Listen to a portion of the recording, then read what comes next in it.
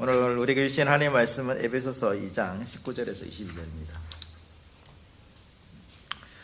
2장 19절에서 22절 말씀 우리 같이 읽도록 하겠습니다. 짧으니까 같이 한 목소리로 읽도록 하겠습니다. 같이 읽겠습니다. 시작. 그러므로 이제부터 너희는 외인도 아니요 나그네도 아니요 오직 성도들과 동일한 시민이요 하나님의 권속이라. 너희는 사도들과 선지자들의 터 위에 세우심을 입은 자라. 그리스도 예수께서 친히 모퉁이 돌이 되셨느니라.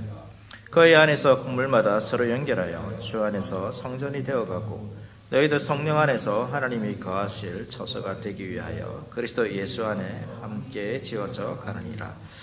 아멘. 네, 오늘은 이제 하이델베르크 요리문답 제21주일입니다.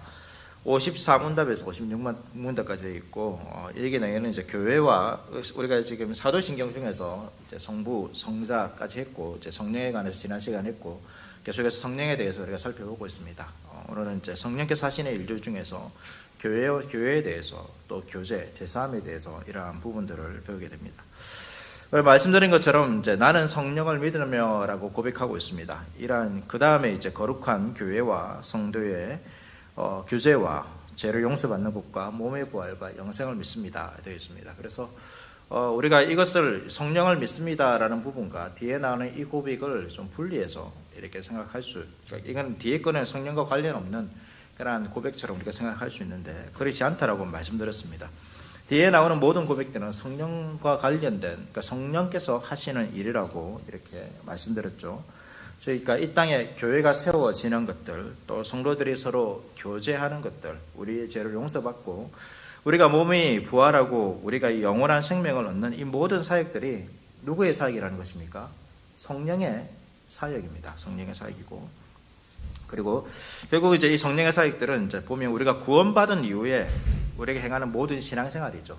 그 신앙생활과 관련된 모든 것이 성령께서 하시는 것입니다. 그러나 성령이 하시는 일과 또 이제 사도신경에 우리가 성부와 성자와 성령이 구분되지만 이 딱 구분되어서 모든 일들을 하는 것이 아니라 삼위 하나님께서 하시는 것이죠.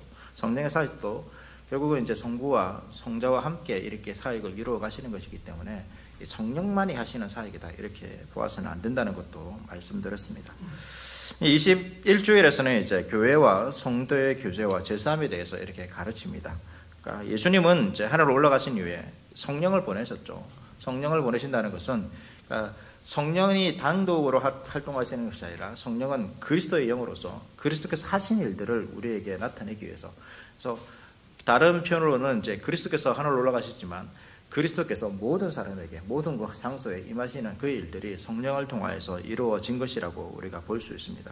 그래서 성령을 통하여서 성령을 보내오셨는데 그것은 그리스도가 이스라엘의 한 지역 어떤 몇몇의 사람 무리에게만 속한 것이 아니라 모든 사람들에게 이 그리스도가 있게 하기 위해서 성령을 보내셨기 때문에 예수님께서는 자신이 올라가는 것이 더 너희에게 유익한 것이다 라고 말씀하셨습니다. 그것이 이제 그런 이유 때문이죠. 그래서 그리스도가 이 땅에 육신을 입고 있는 함부로서가 아니라 성령을 통하여서 모든 성도에게 나타나는 그 일들이 이루어졌습니다.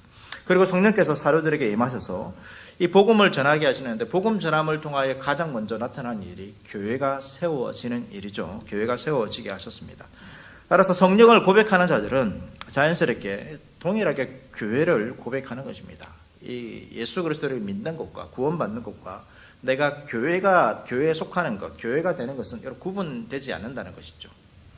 예수 그리스도의 믿음과 교회는 동일한 것입니다. 그래서 이것이 교회 안에서 이루어지고 교회를 통해서 나타나기 때문이죠. 그래서 이러한 고백을 하게 되면 뒤에 나오는 것처럼 성도의 교제를 또 자연스럽게 고백하게 되고, 이 제사함들도 이제 결국은 우리가 제사함의 영역도 이제 어떤 우리가 개인적으로 하나님 앞에서 이렇게 하는 부분도 있겠지만, 그러나 교회 안에서 이것들이 이루어질 수도 있는 것입니다. 교회 안에서 성도의 교제 가운데서 제사함이 더욱더 잘 우리에게 유익한 것으로, 제사함이 그냥 나에게 힘들고 어려운 것이 아니라 우리의 유익으로서 우리의 신앙이 자라는 부분에서, 성화의 부분에서 제사함들이 단순히 개인적으로 하나님께 고백하는 것이 아니라 성도 간의 교제를 통하여서 그것이 더욱더 풍성하게 드러나는 것입니다. 근데 이 일들을 다 성령께서 하시는 일이라고 말하고 있는 것이죠.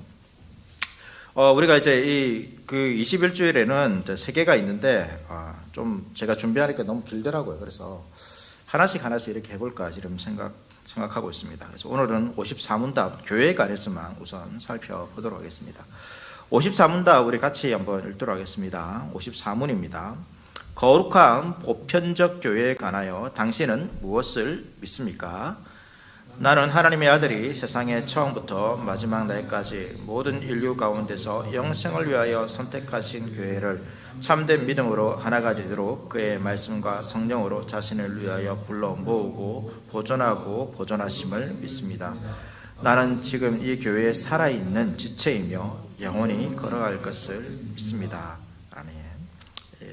이 54문답은 이제 거룩한 보편적 교회에 대해서 이제 묻고 있고 그것이 뭔가라는 것들을 답하고 있습니다. 하나씩 하나씩 우리가 좀 내용대로 보겠습니다.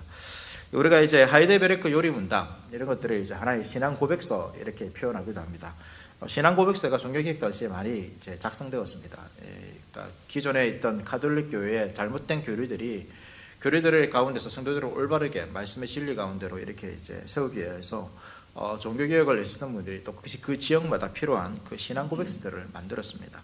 그 중에서 벨직 신앙 고백서라는 것도 있는데 여기 제28항에는 이런 말이 있습니다. 교회 밖에는 구원이 없다. 너무 좀 어떻게 독단적인 이렇게 표현 같지 않습니까? 교회 밖에는 구원이 없다. 그런데 여러분 이것이 진리입니다. 왜냐하면 교회는 예수님께서 친히 세우신 기관이기 때문입니다. 그리고 구원은 결국은 교회 안에 들어오는 것이기 때문에 이 구원받은 자들은 다 교회 안에 있는 것입니다. 또 그리스도를 통하여서 구원이 나타나기 때문에 교회 밖에서는 구원이 없다라고 할 수 있습니다. 그래서 우리는 오직 그리스도를 통해 교회를 통하여서 그리스도를 발견할 수 있는 거죠. 그러니까 구원이 그리스도에 있기 때문에 또 그리스도가 교회 안에 있기 때문에 이 구원이 교회 안에 있는 것이다라고 할 수 있는 것입니다. 그리스도를 믿음으로 우리가 구원을 얻기 때문에 교회를 떠나서는 이렇게 이제 구원을 우리가 있다라고 말하기 힘든 것이죠. 따라서 우리는 이제 이 거룩한 교회, 이 교회를 이제 공교회라고 이제 표현하고 있습니다. 공교회라는 것은 요리문답에 나오는 것처럼 보편적 교회입니다. 공교회라는 것은 보편적 교회입니다. 54면은 이제 거룩한 보편적 교회, 이것이 거룩한 공교회입니다. 이걸 영어로 하면 뭔지 아십니까, 여러분? 가톨릭 처치입니다. 가톨릭 교회가 우리가 지금 로마 천주교회 이제 가톨릭 하지 않습니까? 그러니까 이게 그 가톨릭 교회 이상한 이제 단어가 아니라 아주 성경적인 단어입니다. 본래 이제 우리가 종교 개혁을 통해서 이 가톨릭에서 이제 우리가 올바름을 찾아서 나왔기 때문에, 그러니까 본래 처음 가톨릭 교회가 처음부터 그렇게 된 것은 아니죠. 로마 교회가 그 교회, 그러니까 처음 교회의 그 모습들을 잘 주고 있었습니다. 가톨릭 교회에서 공교회로서. 그래서 본래는 이제 이 용어를 우리가 써야 되는 거죠. 써야 되는데 이제 이 하나의 정형화된 어떤 단어가 되었기 때문에 구분하는. 그래서 가톨릭 교회라는 단어 자체는 여러분 이상한 것이 아닙니다. 더 성경적인 단어입니다. 보편적인 교회, 공교회가 바로 이 가톨릭 교회죠. 뭐 이런 단어들이 많지 않습니까? 신천지, 이거 원래는 좋은 단어, 성경에 나오는 좋은 단어입니다. 우리가 천국을 가리킬 때 신천, 신지 이렇게 표현하게 되지 않습니까? 이런 용어들이 약간 이제 딱 적용화되어 가지고 구분되는 그런 단어가 되어서 우리가 쓰지 못하는 부분도 있지만 어쨌든 이런 부분들을 알 필요가 있습니다. 이 가톨릭 교회인데 이제 이 교회에 대해서 성경에서 이제 기록되는 부분이 우리가 오늘 암송했던 말씀이죠. 예수님께서 이제 하나님의 아들로서 교회를 세웠습니다. 교회는 사람이 세운 것이 아닙니다. 예수님께서 세우셨다는 거죠. 예수님께서 마태복음 16장 16절에서 주는 그리스도시요 하나님의 아들이십니다 라는 이 신앙 고백을 한 후에 이 베드로의 이름을 이제 바꾸시고 이 반석 위에 교회를 세우겠다라고 이제 말씀하셨습니다. 우리가 암송했던 말씀인데 마태복음 16장 18절 말씀, 또 내가 내게 이르노니 너는 베드로라, 내가 이 반석 위에 내 교회를 세우리니 음부의 권세가 이기지 못하리라. 그러니까 베드로의 본래 이름은 무엇입니까? 게바입니다. 게바고 이 반석, 게바의 이름을 베드로라, 이 반석이라는 뜻입니다. 그래서 이 반석 위에 내 교회를 세우겠다. 그래서 로마 교회는 베드로가 이제 교황이 되는 거죠. 그런데 우리는 이제 그러니까 보편적으로 이제 인정하는 것은 베드로의 혼자가 아니라 사도들의 전체적인 신앙 고백 가운데서 예수님께서 교회를 세우신다라고 이렇게 우리가 보고 있습니다. 그런데 예수님께서 이 말씀을 하시면서 이 반석 위에 교회를 세우는데 앞에 내 교회라고 말하고 있습니다. 자신의 교회인 거죠. 그래서 이 교회의 주인은 누구입니까? 예수님이십니다. 교회 설립자도 예수님이십니다. 그래서 교회는 이렇게 생각하시면 안 됩니다. 예수 믿는 사람들이 있고 우리가 이제 한 공동체를 이루어야 되기 때문에 교회를 이루자. 그러니까 공동체를 이루자. 그래서 그 공동체를 교회라 불리어지는 것이 아닙니다. 예수님께서 먼저 만드셨습니다. 그리고 교회를 만드셨고 그 교회 가운데로 우리를 부르신 것이죠. 부르신 것입니다. 그래서 인간의 노력의 결과가 아닙니다. 그래서 이 기독교인의 공동체가 필요하기 때문에 그냥 어떤 사회적 필요에 의해서 어떤 사람들의 필요에 의해서 세워진 공동체도 아닙니다. 그래서 우리가 교회를 생각할 때도 이런 마찬가지입니다. 교회를 생각할 때 교회가 왜 나에게 뭔 필요를 채워주지 않을까? 먼저 교회의 입장을 생각할 때 이렇게만 먼저 생각해서는 안 된다는 거죠. 우리가 교회가 된 것은 단순히 내 필요를 채우기 위해서, 나의 만족을 위해서, 나의 유익을 위해서 이 교회가 있는 것이 아닙니다. 예수님이 주인이시고 예수님이 머리 되시기 때문에 예수님께서 우리를 부르셨다는 사실들을 먼저 인정할 필요가 있습니다. 그래야지만 어떻습니까? 교회에 대해서 가치관이 달라지는 것이죠. 그렇지 않으면 어떻게 됩니까? 내가 중심이 되고 어떤 내 삶의 유익과 목적, 다른 종교를 가진 것처럼 나를 위해서 교회가 필요한 것이라면 나에게 이익이 되지 않으면 교회도 문제가 생길 수 있지 않습니까? 그런데 그것이 나에게 이익이 되지 않아요. 견디지 못하면 어떻게 됩니까? 쉽게 교회를 떠나는 것입니다. 옮겨가는 것이죠. 이러한 것들이 잘못될 수 있는 것입니다. 그래서 교회의 주인이며 설립자는 예수님이십니다. 그리고 우리는 믿는 것이 뭐냐면 예수님께서 나를 교회로 부르셨다는 거죠. 그러니까 내가 들어온 것이 아닙니다. 내가 교회에 들어가야지, 내가 교회에 속해야지, 그런 것이 아니라는 것입니다. 나의 선택이 있다 하더라도 우리의 신앙 고백, 우리의 믿음은 무엇입니까? 예수님께서 나를 이 교회로 부르셨다는 것입니다. 이것이 중요한 것입니다. 그리고 이것이 오늘날 교회 가운데 정말로 이 교회관을 세우는데, 바른 교회관을 세우는데 너무나도 중요한 것이죠. 우리가 여러 가지 상황에서 교회를 옮길 수도 있습니다. 그러나 그 교회에 가게 된 것도 우리가 이 교회에 가는 게 단순히 지역교회만 얘기하는 것이 아니지만 어쨌든 그 모든 과정 가운데서도 하나님께서 나를 부르셨다는 생각을 가져야 되고, 교회를 만약에 옮길 때에도 우리가 진지하게 생각해야 되는 것이죠. 정말로 내가 옮기는 이유가 무엇인가? 만약에 나의 목적을 위해서 교회를 옮기는 거라면 우리가 좀 깊이 생각을 해볼 필요가 있는 것입니다. 그래서 예수님께서는 이제 이 세상, 요리문답에 나온 세상 처음부터 마지막 날까지 온 인류로부터 영생을 위하여 택하신 자들을 불러 모으셨다고 요리문답에 말하고 있습니다. 예수님의 사역 중에, 예수님께서 사역하신 그 목적 중에 하나가 무엇입니까? 우리의 제사뿐만 아니라 그 제사의 목적이 뭐냐면 우리를 택하신 자들을 불러 모으기 위해서 예수님께서 이 땅에 오셨고 사역하신 것입니다. 그것이 예수님의 사역인 것이죠. 그래서 우리가 예수님의 부르심, 예수님께서 모으시는 그 사역 때문에 교회가 되었고, 그래서 교회는 부름 받은 자들의 모임이라고 우리가 말하지 않습니까? 헬라어로 에클레시아입니다. 불러내었다는 거죠. 불러내신 것입니다. 그러니까 우리가 온 것이 아니라 예수님께서 불러내었고 거기에 응답하는 우리가 여기서 나온 것입니다.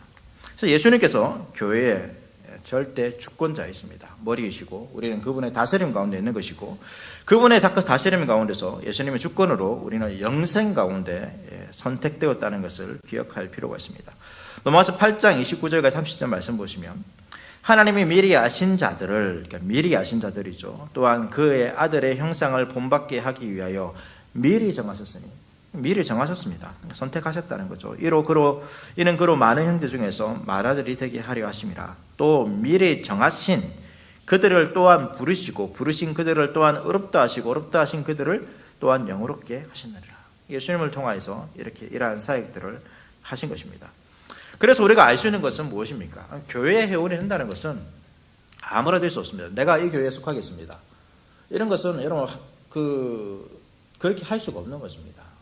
하나님의 부름이 없으면 우리가 할 수 없는 거죠. 그래서 교회는 어떤 교회의 회원, 이것이 세례라는 과정을 통해서 이루어지는데, 우리가 이제 교회가 특별히 이것을 잘 살펴야 하는 것이죠. 그냥 아무나 와가지고 내가 이 교회 다니겠습니다, 이 교회 회원이 되겠습니다, 가족이 되겠습니다 했을 때 그냥 받아들이는 것이 아니라 정말로 이 사람 가운데 그리스도의 부름이라는, 이 사람의 선택보다 더 중요한 것은, 우선되어야 되는 것은 그리스도의 부름이라는 그러한 것이 있는가를 잘 살펴야 하는 것입니다.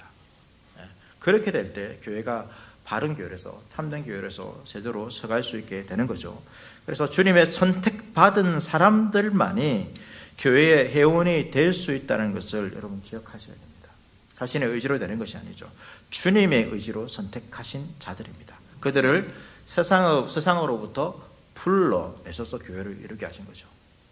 그런 측면에서 여러분 우리가 하나님의 은혜인 거죠. 주님의 은혜를 우리가 받은 것입니다. 우리가 교회가 되었다는 것은 주님께서 우리를 택하신 것이죠. 택하여 주신 것입니다. 이 선택하심이 엄청난 은혜라는 것을 우리가 기억할 필요가 있습니다. 그리고 이제 우리가 교회를 약간 이제 뭐 어려운 내용일 수도 있지만 교회를 이렇게 나누기도 합니다. 보편교회와 개체교회로 나눌 수 있습니다. 이 보편이라는 것이 가톨릭 공교회라고 말씀드렸죠. 공교회입니다. 근데 이 보편교회는 이 세상에 오직 하나만 있습니다. 하나만 있습니다. 그래서 예수님께서 오직 하나의 거룩한 교회를 세우셨던 것이죠. 그리고 여기에 포함되는 시간도 이 모든 시간이 다 포함됩니다. 하나님께서 세상을 창조하신 모든 것부터.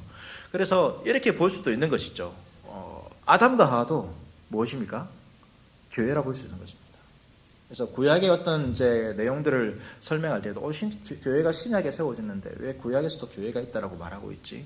예수님 그 교회의 본질적인 목적, 하나님의 부름 받았다, 선택함을 받았다라는 개념을 가진다라면 아담과 하와도 또 구약의 이스라엘도 모두가 교회가 되는 것입니다. 교회가 될 수 있는 것이죠. 그래서 그 교회라는 표현을 할 수 있는 것입니다. 그래서 보편교회는 모든 세대, 모든 민족을 다 포함하는 것이 보편교회입니다. 세상 처음부터 마지막 날까지 온 인류 가운데 선택을 받은 자들이 이 보편교회를, 공교회를 구성하는 자를 되는 것입니다. 쉽게 말해서 하나님의 구원받은 눈에 보이지 않지만 모든 주님의 백성들이 이 보편교회에 속해 있습니다. 그래서 그들은 다 동일한 신앙 고백을 가지고 있죠. 한 분 하나님을 믿습니다. 한 분 성령을 받아들이고 하나의 신앙 고백을 가지고 하나의 세례를 받습니다. 그래서 그렇기 때문에 그러니까 예수 그리스도의 선택받은 사람들이 모두가 한 분 하나님, 한 분 성령, 하나의 신앙 고백, 하나의 세례를 받기 때문에 하나의 교회를 이룰 수 있는 것이죠. 그것이 보편교회고 교회입니다. 그래서 이 거대한 주님을 머리로 한 이제 큰 어떤 이제 하나의 몸을 이루게 되는 것이죠. 그리고 이제 보편교회뿐만 아니라 여러분 개체교회도 있습니다. 이 개체교회라는 것은 우리 하나의 교회처럼 지역에 세워진 교회입니다. 이 보편교회를 보통 눈에 보이지 않는 교회, 개체교회를 눈에 보이는 교회 이렇게 표현하기도 하는데 너무 이렇게 이제 구분할 필요는 없습니다. 왜냐하면 눈에 보이지 않는 이 보편교회는 다 개체교회로 다 들어가게 되어 있습니다. 그래서 우리는 특별히 또 이제 이 개체교회를 또 생각할 필요가 있죠. 개별적으로 존재하는 거죠. 이제 오늘날 뭐 수많은 교파들도 있습니다. 각기 지역마다 다른 교회도 있지만 이 모든 것이 바로 개체교회입니다. 개체교회마다 조금씩 다른 입장을 가지고 있죠. 뭐 성경 해석하는 부분에서도 우리가 틀리진 않지만 다른 그러한 성경을 할 때가 해석할 필요가 있습니다. 뭐 침례교회 같은 경우는 유아 세례를 인정하지 않습니다. 그런 충분한 신학적인 입장이 있기 때문에 그러나 우리는 이제 또 유아 세례를 인정하죠. 이런 뭐 차이점이 있지만 그러나 하나의 주님께서 세우신 교회로서 인정하고 있습니다.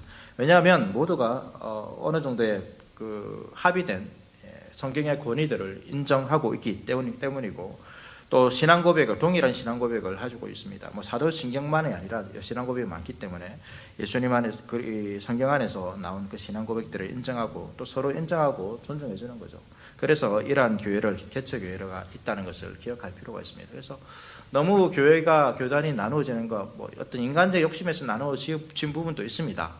그렇지만 또 우리가 인정해야 되는 것은 하나님께서 그것을 통하여서 또 하나님의 뜻을 이루어 나가신다는 것도 우리가 믿어야 합니다.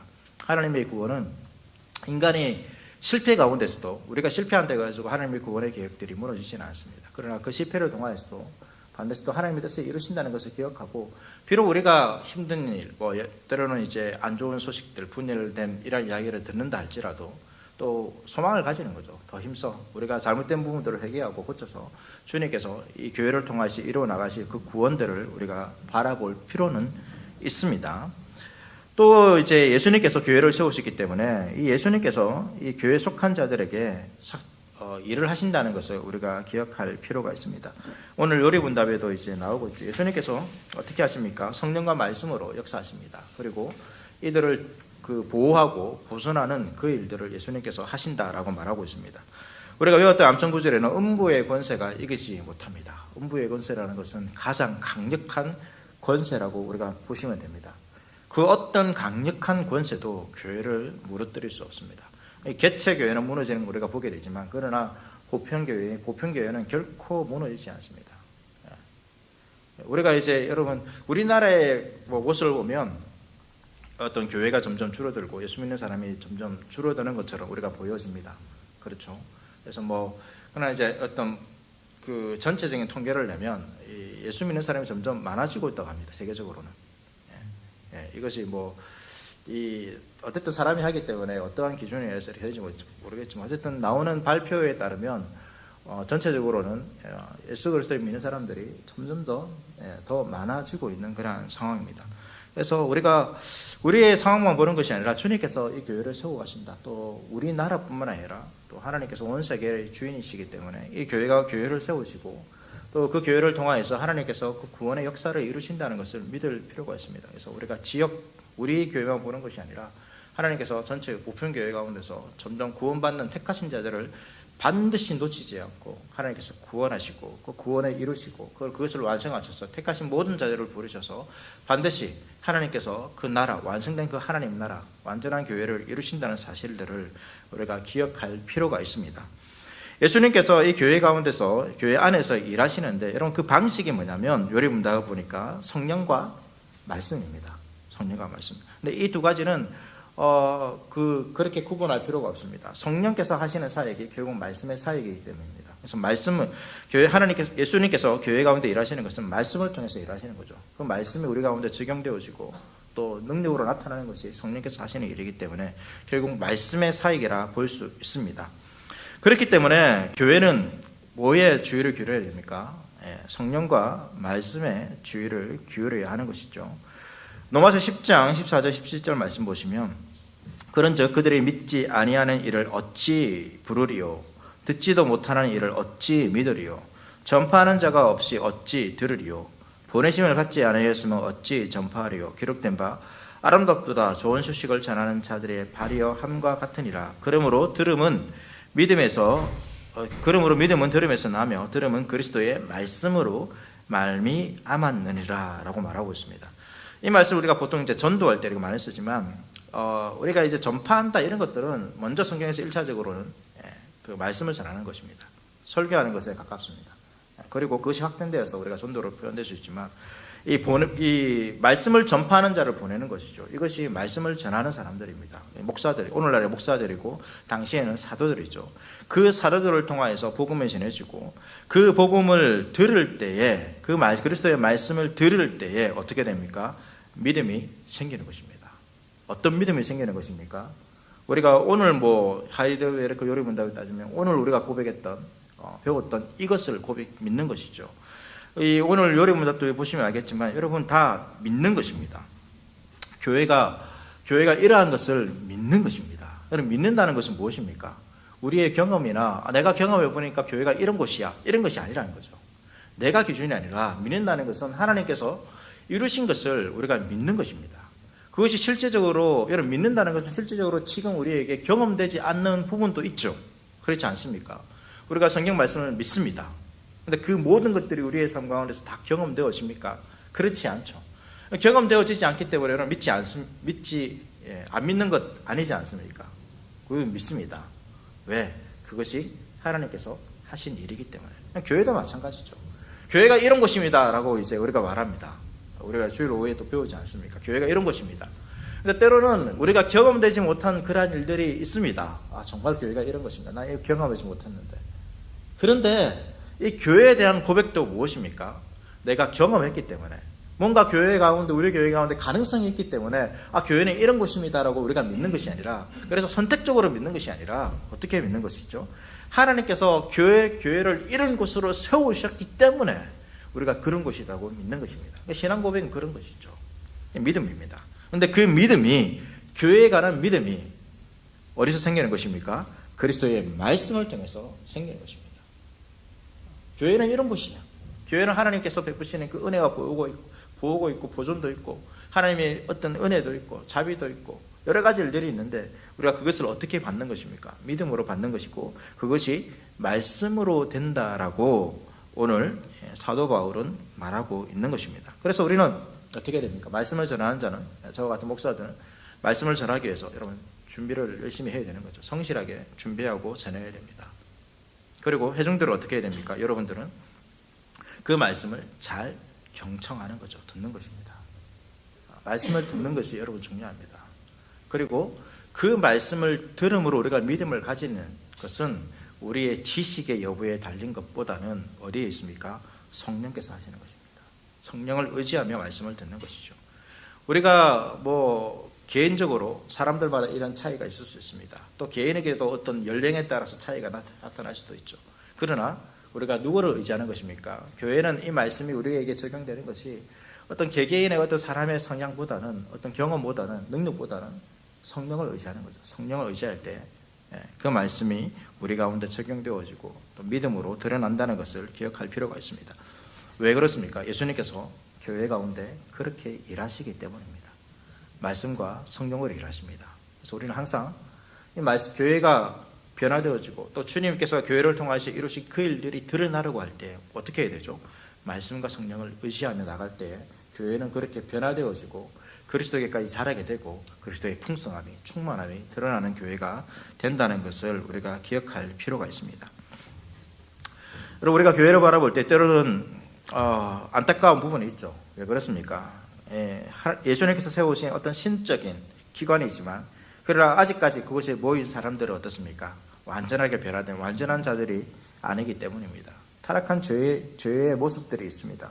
그래서 교회 안에 많은 문제들이 생길 수 있습니다. 때로는 이러한 부분에 대해서 우리가 만족하지 못하고 왜 이럴까? 이렇게 했으면 좋겠는데 왜 안 될까? 왜 이런 것이 맞는데 왜 나와 이렇게 같은 생각을 가진 사람들이 없을까? 이런 안타까움이 답답함이 생길 때도 있습니다. 그럼에도 불구하고 우리는 어떻게 해야 됩니까? 교회를 무시하지 말아야 하고 교회를 떠나서는 안 됩니다. 왜 그렇습니까? 예수님께서는 이 교회를 위해서 내가 답답해하는 이 교회를 위해서 자신의 목숨을 버리셨기 때문입니다. 그리고 나는 답답해 보이지만 예수님께서 이 교회를 예수님께서 모으신 것입니다. 예수님께서 모으신 것이기 때문에 우리는 그분을 의지하면서 교회를 더욱더 바르게 세워가실 것을 구하면서 우리가 인내해야 되고 또 용납해야 되고 섬겨야 하는 것이죠. 그럴 때 하나님께서 예수 그리스도를 통해서 오늘날 베푸시는 그 은혜가 우리 가운데 더욱더 나타날 줄로 믿습니다. 그래서 우리가 어떤 답답함, 부족함들, 어떤 사람들의 연약함들이 보인다라면 우리가 성경에 이런 말씀이 있죠. 서로 짐을 지는 것입니다. 서로 짐을 지는 것이죠. 교회는 그렇게 하기 위해서 모인 것입니다. 본래 하나님께서 사람을 왜 한 사람이 아니라 아담이 아니라 왜 하와를 만들었습니까? 돕는 배필로서 만드셨습니다. 아담에게도 도움이 필요하다는 거죠. 도움이 필요하다는 것은 무슨 말입니까? 아담도 부족하다는 것입니다. 하나님께서 만드신 최고의 사람이지만 부족한 어떤 부족함이 있는지는 모르겠지만 그래도 돕는 배필이 있다는 것은 그들이 서로 도울 때에 더 아름다운 하나님의 어떤 맡기신 그 사역들을 제대로 감당할 수 있다라는 것이죠. 교회도 마찬가지라는 것입니다. 우리 교회도 마찬가지입니다. 그럼 답답함에 어떻게 해야 됩니까? 그냥 그것이 불만으로 끝나는 것이 아니라 서로 섬기는 것이죠. 서로 세워가는 것입니다. 그럴 때 어떻게 됩니까?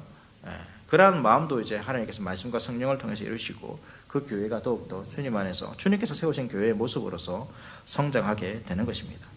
말씀을 정리하겠습니다. 정리하면 첫 번째 교회의 주인은 누구입니까?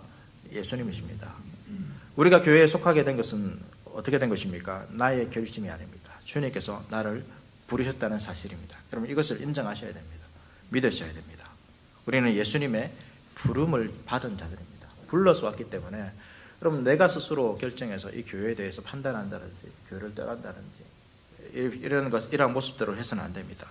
그리고 예수님은 성령과 말씀을 통하여서 교회 가운데 일하십니다. 그래서 우리는 그 말씀에 귀를 기울이고 그 말씀에 귀를 기울일 때에 우리 가운데서 믿음으로써 교회를 고백하게 되고 비록 우리가 아직까지는 경험되어지지 못하고 우리가 아직 보지 못했지만 그러나 그것이 말씀에 귀를 기울이고 믿을 때에 그것이 우리 교회 가운데 드러날 줄로 믿고 우리가 신앙생활해야 되는 것입니다.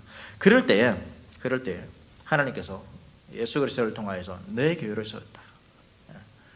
단순히 이 땅의 어떤 기관들이 아니라 하나님께서 세우신 신적인 기관으로서의 이 놀라운 은혜가 드러나는 교회가 될 줄로 믿습니다. 교회는 그리스도의 몸입니다. 무슨 말입니까? 그리스도의 충만함이 있는 곳입니다. 그리스도께서 이 땅에서 이루신 그 놀라운 일들이 여러분 교회 가운데 충만합니다. 우리는 그것을 누리는 자들이죠. 그것을 누릴 수 있게 되는 것입니다. 주의 말씀에 귀를 기울이고 나의 부름이 주님께 있고 그 주의 말씀에 귀를 기울이고 믿음으로 고백할 때에 주님께서 그리스도의 몸으로서 세우신 그리스도의 충만으로 세우신 교회를 통하여서 하나님의 은혜가 저와 여러분의 삶 가운데 또 우리 하늘교회 가운데 더욱더 충만하게 드러나기를 축복하며 소망합니다.